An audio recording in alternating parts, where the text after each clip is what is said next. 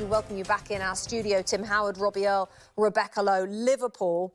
This is the fourth time the defending Premier League champions have started this badly. The other three occasions, Blackburn in 95-96, Chelsea in 2015-16. You might remember under Jose Mourinho, they were 10th at this stage, and Leicester City after winning their title in 2016.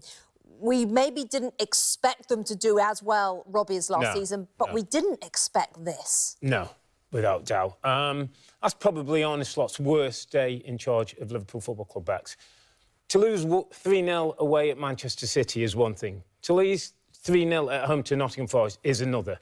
And the game doesn't lie. Your eyes don't lie when you're watching that game. And I was all over that game. In that, Murillo and Milenkovic look a better centre-back partner than Van Dijk and Konate right now.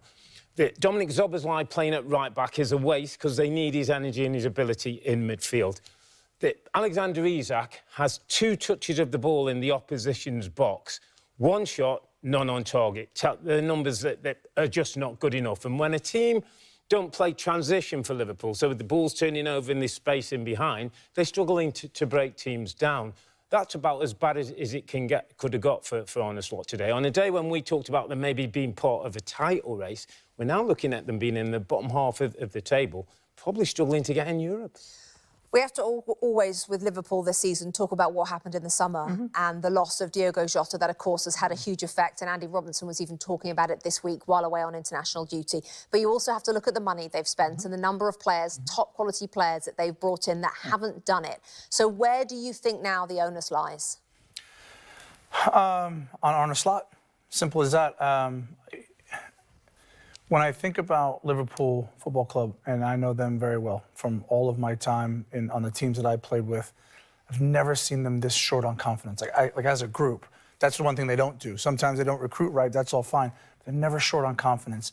And I just think they're a little bit square pegs, round holes, which also doesn't scream Liverpool Football Club. You talked about Dominic Szoboszlai, has to be in the midfield, can't be at right back. Wirtz, where do we put him? Do we put him at the 10? Do we put him on the wing? We have to try and find a place for him. That's never been how So how have we got to this, then? Well, they've brought in players that you would think, I thought, would hit the ground running. These are proper Premier League players, and they just haven't done it. And so I now think that Slot is looking at thinking, do I have to go back to square one? Do I have to put Andy Robertson at left back? Because I actually brought in someone to replace him this summer. I wasn't planning on doing that. So there's a lot of question. I think he's sort of backtracking as well, which isn't a great thing. I mean, Liverpool don't panic. They don't fire their managers. No. The problem is they're 11th in the table, 6 defeats in their last 7. Where does he stand, Slot? Well, the optics don't look good, but he's got credit in the bank backs. What he did in his first season in charge and winning that title, he's absolutely not under the pressure of losing his job.